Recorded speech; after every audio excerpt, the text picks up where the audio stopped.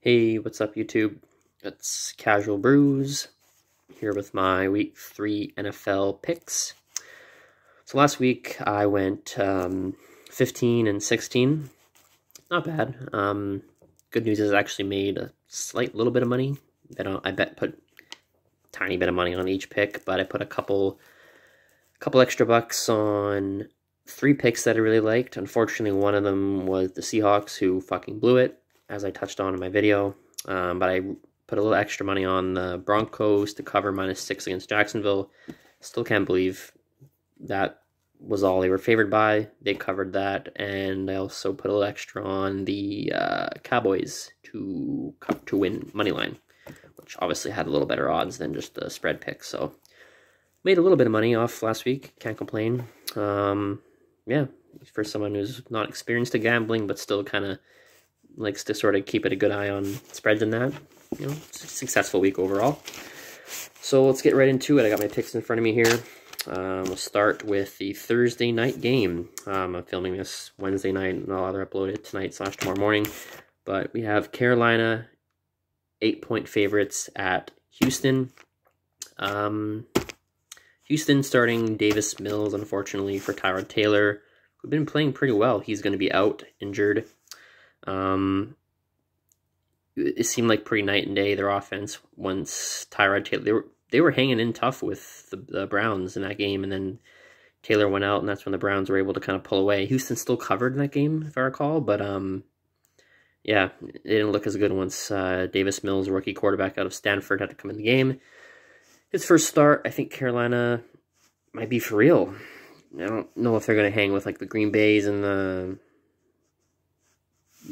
Bucks, Seahawks, maybe, of the NFC, but what's my thing doing here? But I think they're legit, and I think 8-point favorites against a rookie, brand new first start quarterback seems like a no-brainer. Carolina's offense has been serviceable at the least, so I think they'll cover this. I think it's pretty easy. I also like the over 43. Houston scored a lot of points in both their 2 games, obviously with Tyrod Taylor primarily starting, and Carolina, but I don't think Houston's defense is that good, so I think this over 43 also seems like a fairly easy pick. Hopefully both of those hit. Next we have Cleveland 7-point favorites at home against Chicago. It's a tough pick. Chicago starting Justin Fields, obviously Andy Dalton out injured. It's a real wild card, like anything can happen kind of game. We know Justin Fields is a very dynamic player, can run, can throw deep, had amazing moments in college, he's looked okay in the NFL so far, had a pretty solid preseason. His limited action in the NFL hasn't blown anyone away, but, you know, I think Cleveland's defense, although maybe a little under, I think, you know, you ask Cleveland fans, they're probably a little disappointed in how their defense has looked out of the gate. They've let a lot of points get scored on them these first 2 games, but I think they have enough talent that they will, I think, have a better showing probably in this game. So I like Cleveland to cover that -7 here. I just think first start, it's just tough for anyone, let alone, you know, a guy on a bad team, limited weapons at receiver, bad play caller. I don't think any Bears fans really like Matt Nagy as a coach, let alone a play caller. So tough spot for Justin Fields. I think Cleveland wins this one fairly easily, so I like them -7 here. Next up, Baltimore, 9-point favorites at Detroit. Again, this is a tough one because, you know, Detroit, week 1, was getting killed by San Francisco. They had that ridiculous rally, touchdown, onside kick covered, another touchdown.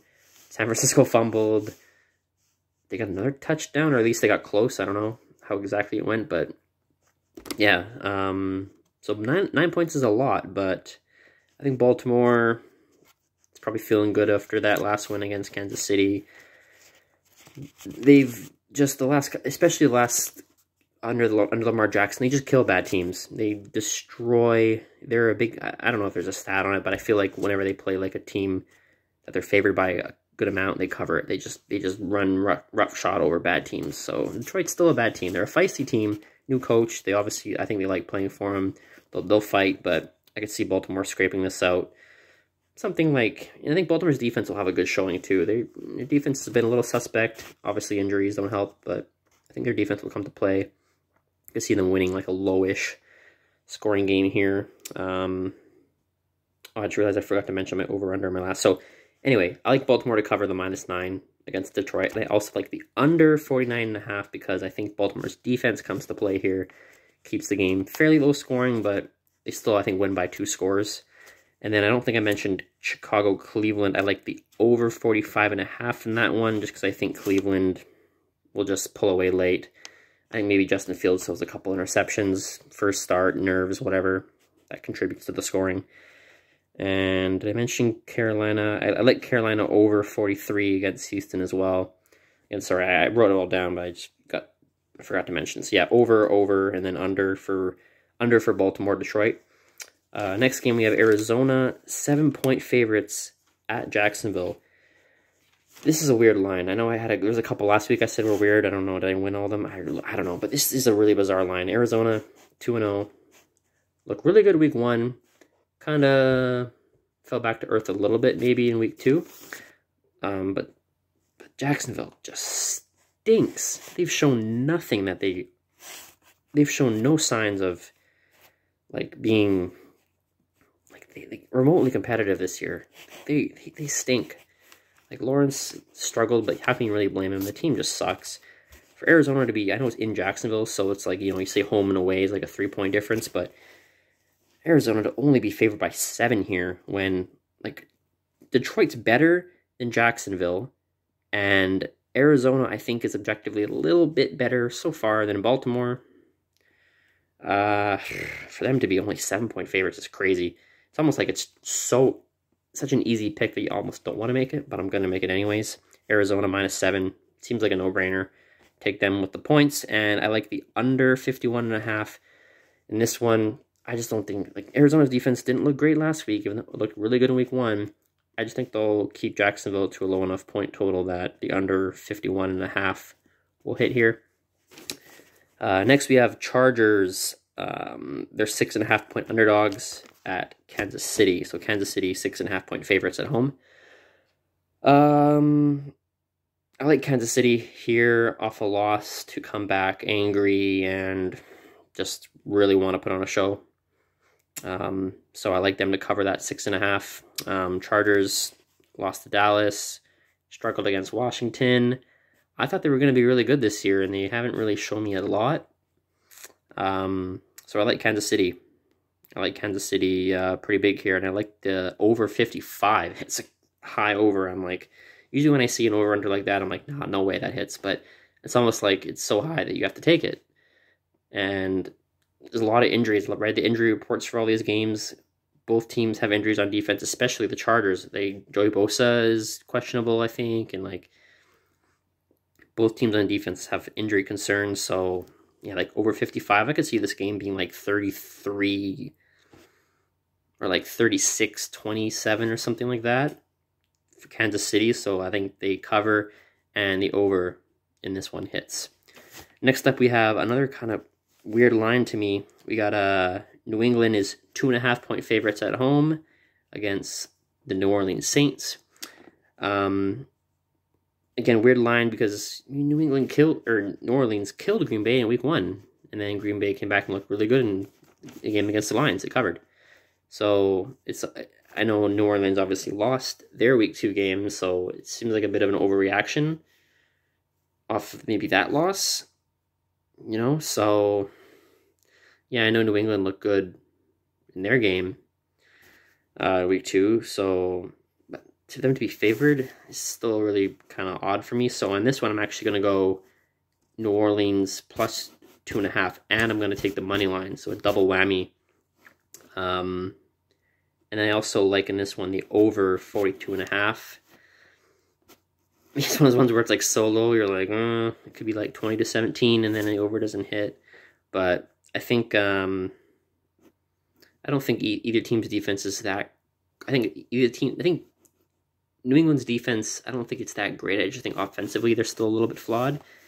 And then New Orleans, I think, has a good enough. I mean, Jameis Winston's he's still gonna have a good year. They'll score New Orleans will score enough points on their own, I think, in this game for that over to be in play. It could be still tight down the wire. This game could be like New Orleans 23-17, and then, you know, over doesn't hit, but I'm going to go with it. Go with the over, 42.5. Next up, we have Indianapolis at Tennessee. Tennessee, 5.5 point favorites. This is a really tough one. I really spent a lot of time humming and hawing over this one. Tennessee coming off a crazy win against Seattle. I just think Seattle blew that game more than Tennessee won it. Obviously, there's the Derrick Henry factor. Indianapolis, their defense is pretty decent, though. I mean, I think they're 0-2. Tennessee's 1-1. It's a terrible division. I'm like, my God, is it awful? It's going to be like the NFC East of last year. Like, legitimately, 8 or 9 wins could win this division. So I think Tennessee is going to be desperate. Or sorry, Indianapolis is going to be desperate. 0-2. They're going to come out. I almost wanted to take money line here.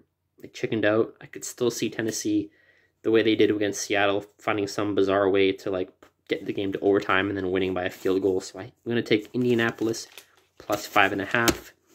I'm chicken shitting out on taking the money line in this one. I'm going to really feel stupid about that if Indianapolis just crushes them. Even though, again, I didn't mention this, but X Factor Carson Wentz possibly may not. He's got 2 sprained ankles somehow. They still say he's probably going to try to play, but that could be a big factor. But they're still kind of a run-first team, so I don't think it'll make a huge difference, really.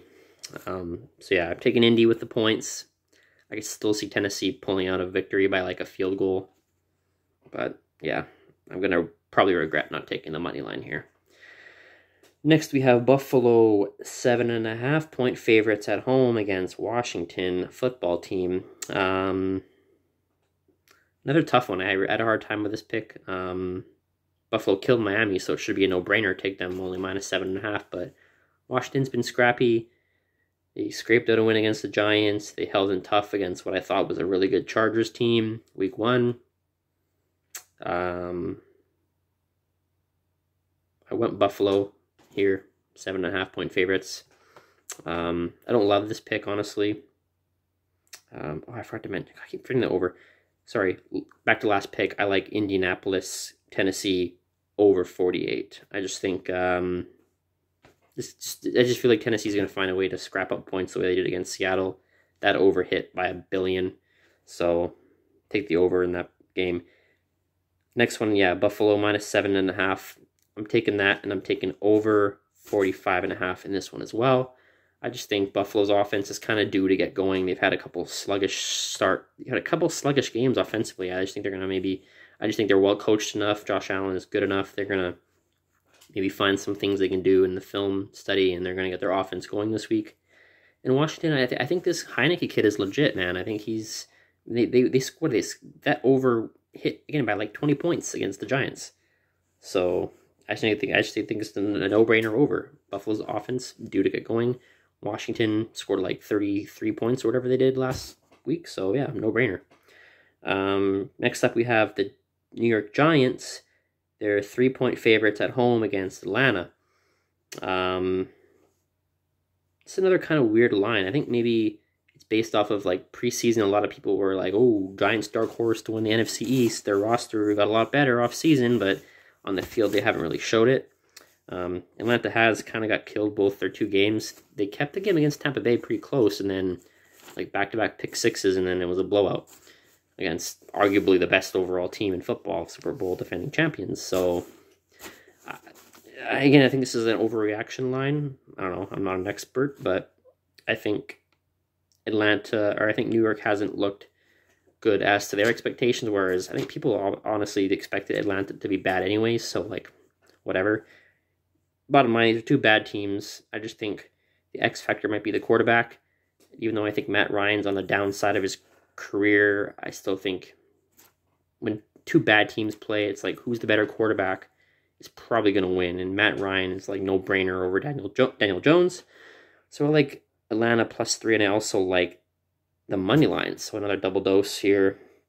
And I also like the over 47.5 because I think Atlanta's offense is going to find a groove. Their offense hasn't really The offense was, again, maybe Tampa Bay's defense is just kind of not, maybe they were a one-year wonder, but Atlanta still put up 25 points last week. So I think they can at least do that against the Giants. The Giants defense is okay, not great. So I like the over, and I like Atlanta +3 and outright on the money line. Next up, we have another kind of weird line. I like it's Pittsburgh 3-point favorites at home against Cincinnati. I think another overreaction line. Pittsburgh lost to the Raiders in a game they were favored by like 6.5 or something. Obviously, Big Ben is reported this week he was battling like a pectoral injury, but the guy's had some kind of injury almost every game of his career, so the joke is like he plays better injured anyway. So yeah, Cincinnati 0-2. No, they won against Minnesota week 1, never mind. But still a team with a lot of holes in it. Bright future maybe, but I just think Pittsburgh's a more complete team. And they will, I think, beat Cincinnati pretty handily in this one. So yeah, Pittsburgh -3 seems too good to be true. I'm going to hammer it. And then over 43.5 I like as well. Again, a really kind of strangely low over-under. Considering Cincinnati has scored, I mean, I think week one they put up a decent amount of points. Week 2, not as much against the Bears, but I think that's too low. I think Pittsburgh alone can put up like 20. Cincinnati does not have a good defense, so I think alone Pittsburgh can put up like 27, maybe 30. Good run pass balance. I think Big Ben, although hurt, is gonna do enough to keep Pittsburgh's offense going. I think maybe something to do with that line is, you could see maybe Big Ben trying to gut it out and then coming out of the game in like the first or second quarter. It's only week 3.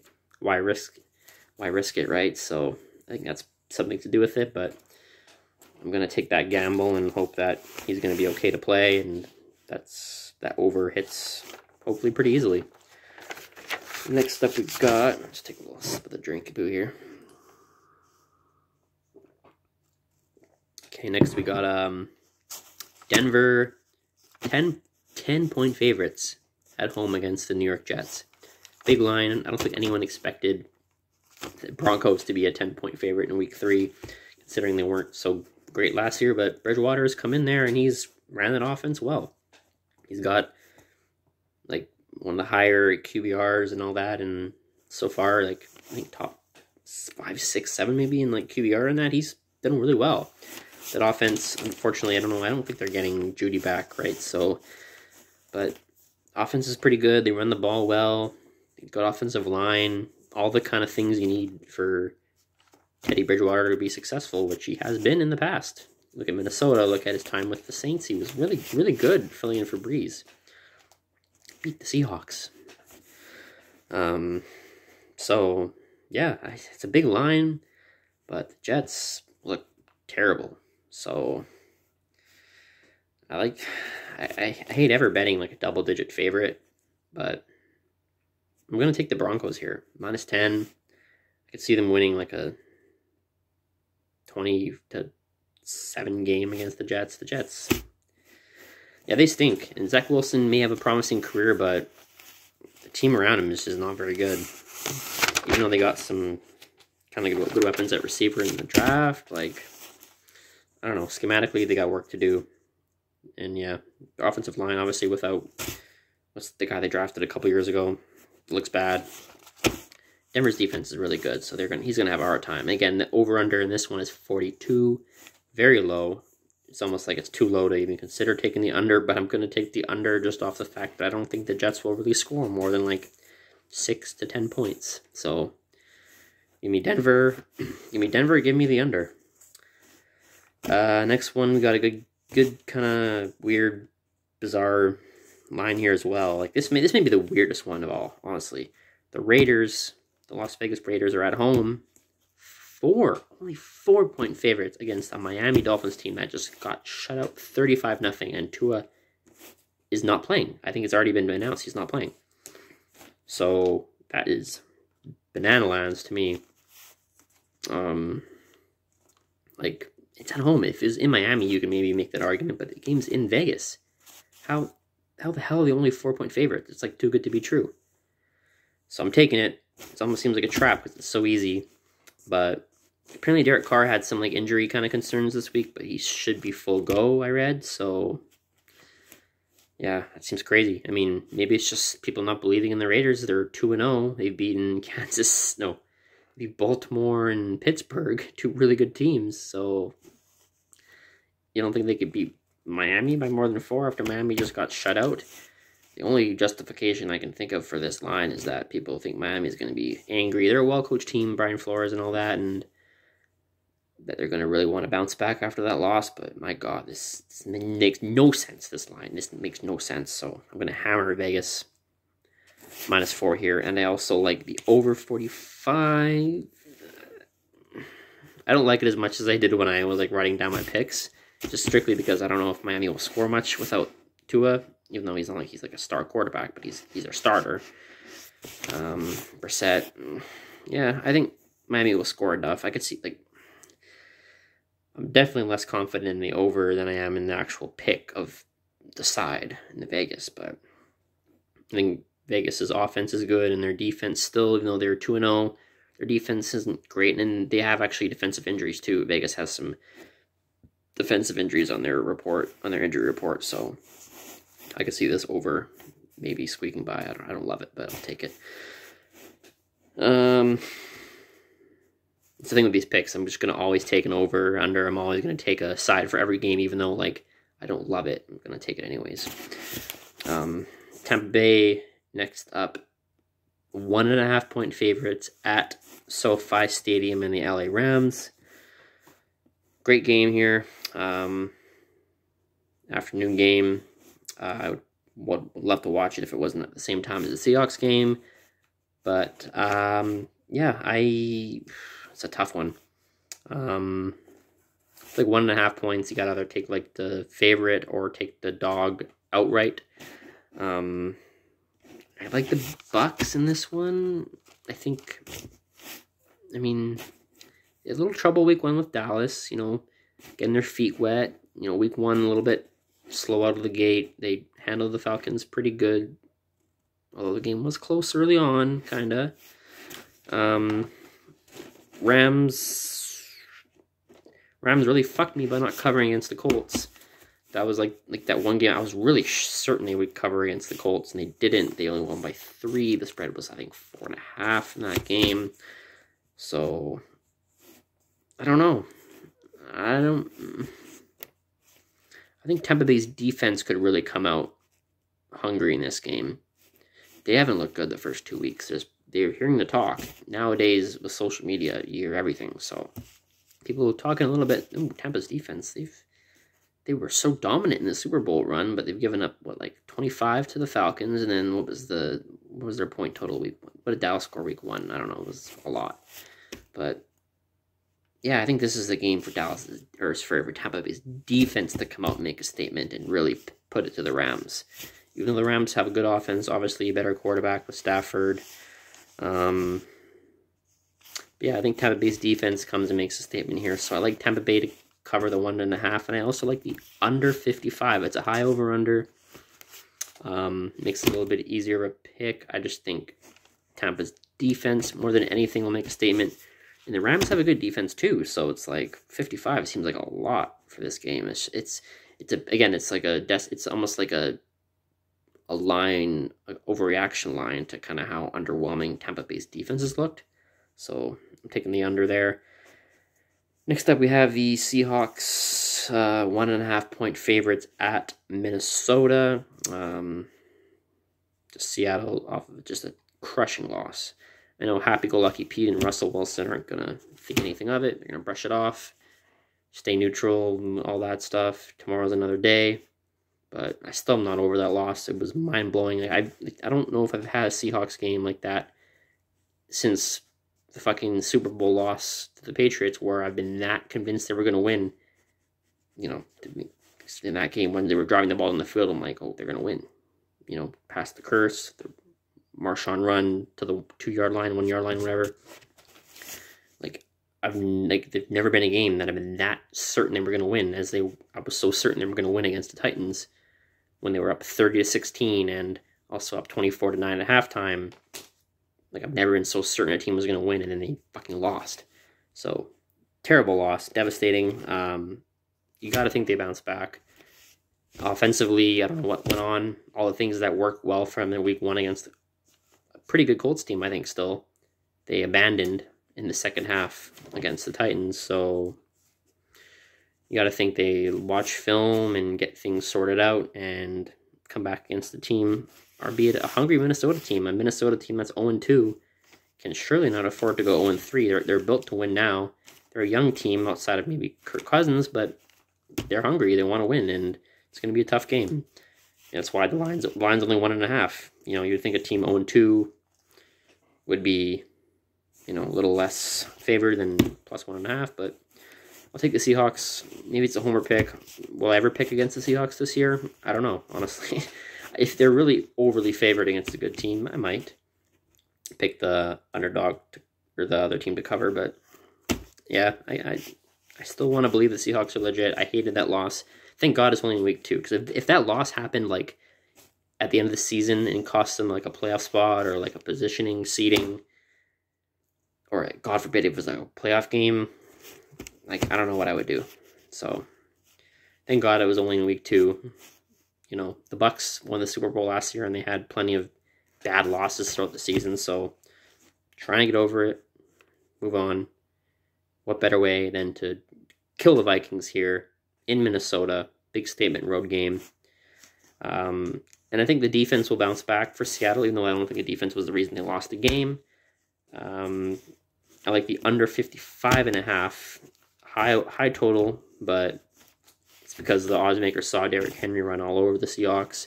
You saw Minnesota give up, I think Minnesota's given up 30 points in each of their first 2 games. I could be totally wrong. I'm just literally off the top of my head thinking that, but I know they've given up a lot of points. They give up 30-something to Arizona, and I think the game against whoever it was, week 1. Cincinnati. No, I don't think but anyway, they give 30-something points to Arizona, so I think that's a high line based off of that. I think both teams' defenses will be hungry, and it'll be a lower scoring game. Because it's my team, I'm going to say Seattle wins 27-20 in this game. So, take the Hawks and the under. Next up, the Sunday Night Football game, we have Green Bay 3-point underdogs at Santa Clara, San Francisco 49ers. I'm going to go double dip again. I like Green Bay and the money line. Could be a little pick with emotion because I want the Niners to be overrated. They got so much hype coming into this year, and I feel like I've been kind of somewhat gratified in believing that because they haven't looked great their first 2 games, really, besides scoring a lot of points week 1, letting Detroit come back, etc., and then kind of an ugly game against the Eagles week 2, 17-11, bizarre game. Yeah, and then Green Bay just had a weird, bizarre letdown week 1, and they looked better week 2 against the Lions. I think they come out, put their foot to the pedal to the metal, whatever you want to say, and I think Aaron Rodgers has had a good record at that state, or I guess it's a different state, it's not Candlestick, but he's played well. I think he's played historically. Well, actually, no, he got killed that year. The Niners went to the Super Bowl in San Francisco, but a lot of different players on both teams from that game. So, yeah, I think Rodgers comes in, plays a good game. I like the Packers to win pretty comfortably in this one, so I'm going to go double up Green Bay points +3 and the money line +155. So hopefully that cashes. That would be nice. I also like the over 50.5 in this one. I don't love it, but I like it a bit. I think both teams, I think Green Bay, again, I think that Green Bay could score early, get off to a decent lead, and then Green Bay's defense isn't that good. It's pretty suspect, actually, so I think they could kind of let the Niners creep back into it a little bit, the way the Niners let the Lions creep back into their game. So I like the over 50.5 here. And the last game, the Monday Nighter, Dallas is 3.5-point favorites at home against the Eagles. I like Dallas. I like Dallas a lot in this pick.